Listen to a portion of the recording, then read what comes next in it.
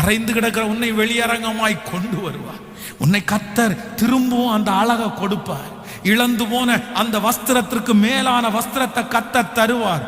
கனத்த ஆண்டவர் திரும்ப தருவார். ஓ ஹல்லேலூயா. நீ ராஜாக்களுக்கு முன்பாக மறுபடியும் நிற்கிற ஒரு நாள் வரும். உன்னுடைய கைகளிலே பொறுப்புகள் கொடுக்கப்படுகிற ஒரு நாள் வரும். ஹல்லேலூயா.